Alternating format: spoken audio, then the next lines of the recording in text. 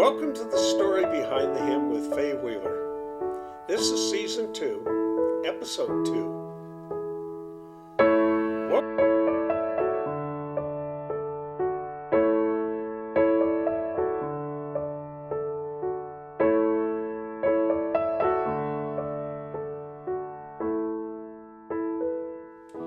This Is My Father's World is a popular Christian hymn penned by Malby Davenport Babcock. He was a minister from New York. This hymn was published after his death in 1901. It was originally written as a poem containing 16 verses of 4 lines each. Each verse begins with "This is my Father's world." Franklin Shepard set the poem to music in 1915. He selected 3 verses for the final hymn. Babcock was one of the most remarkable students Syracuse University had ever seen. First, he was tall and steel-muscled. He was an outstanding athlete, expert swimmer, and captain of the baseball team. Second, he directed the university orchestra, played several instruments, and composed original compositions. Third, he was a proficient vocalist, so he directed the university glee club. Fourth, he entertained other students by drawing and doing impersonations. And then, on the side, he was an avid fisherman. He would have been successful in any profession, but God called him into the ministry. He became pastor of the First Presbyterian Church in Lockport, New York, a beautiful area midway between Lake Erie and Lake Ontario, not far from Niagara Falls. He enjoyed hiking and running in the hills outside town. He would often take walks overlooking a cliff where he would enjoy the view of beautiful Lake Ontario and the upstate New York scenery. As he prepared to leave for his walks, he would often tell his wife that he was going out to see my Father's world. When he was 42, his church presented him with a special gift, a pilgrimage to the Holy Land. He was so excited. Babcock departed by ship on his pilgrimage to the Holy Land. While en route at Naples, Italy, he was seized with a deadly bacterial fever and died at the International Hospital on March 18, 1901. Mary Law, our harpist, is going to perform "This Is My Father's World."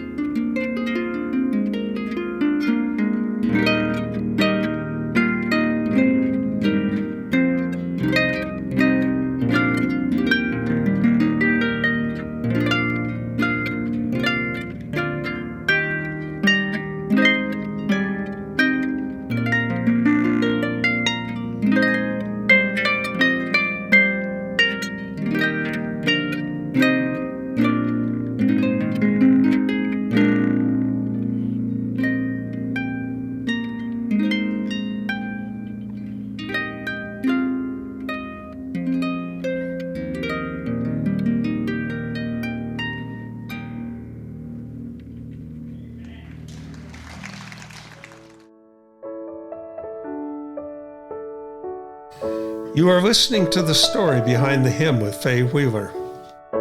Stay tuned. We'll be right back after these brief messages. Carson City's Night Off the Streets homeless shelter is beginning for 2021. Knott's has been a ministry of many of the local congregations for the past 5 years. It is our effort to reach the least of these and to provide shelter from the cold. The year before Knott's opened, Carson City had 4 people freeze to death because they had nowhere to go. Since Knott's has opened, there have been no exposure-related deaths because they had somewhere to go. The shelter begins on November 1st at St. Teresa's Catholic Church. A man and a woman are needed for each shift for 3 shifts a night, from 8:30 to 11:30, from 11:30 to 3:30, and from 3:30 to 7 in the morning. Ask anyone who's volunteered in the past. Everything that scared them about getting involved did not happen, and all sorts of blessings they never anticipated were revealed. You don't need any experience in the homeless ministries. All training is provided. Now is the time to begin thinking about volunteering. Here's how you can sign up.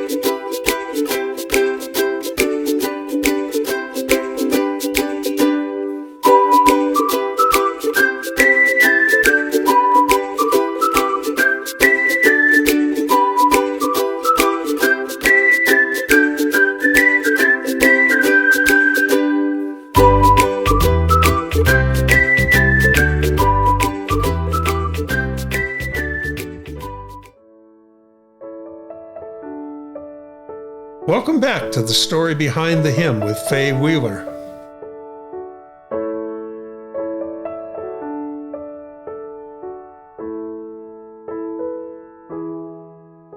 Today we're going to talk about Newton and Amazing Grace. It's hard to shake off a mother's influence. John Newton's earliest memories were of his godly mother. She, despite fragile health, devoted herself to nurturing his soul.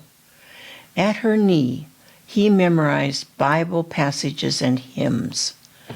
Though she died when he was about age 7, he later recalled her tearful prayers for him. After her death, John alternated between boarding school and the high seas. He wanted to live a good life, but nonetheless fell deeper and deeper into sin. He was pressed into service with the British Navy. He deserted, but was captured, and after 2 days of suspense, was flogged. His thoughts vacillated between murder and suicide. I was capable of anything, he recalled. More voyages, dangers, toils, and snares followed. It was a life unrivaled in fiction. Then, on the night of March 9th, 1748, John, at age 23, was jolted awake by a brutal storm that descended too suddenly for the crew to foresee. When dawn broke the next day in great peril, he cried to the Lord. He later wrote, "That 10th day of March is a day much remembered by me, and I have never suffered it to pass unnoticed since the year 1748. The Lord came from on high and delivered me out of deep waters." The next several years saw slow, halting, spiritual growth in John. Over time, he became one of the most powerful evangelical preachers in British history. He also was a powerful foe of slavery and the author of hundreds of hymns. Listen to Mary Burge as she plays Amazing Grace.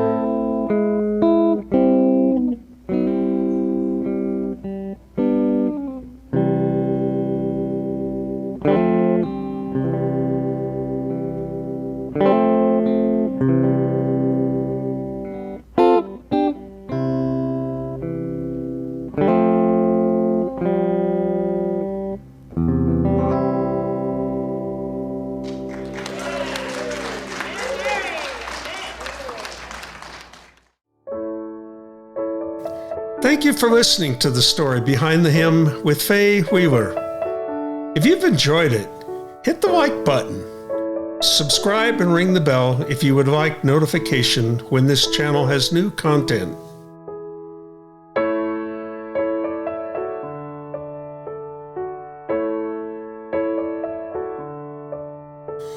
This program is a production of Aunt Betty's Studio, a ministry of First Presbyterian Church, Carson City.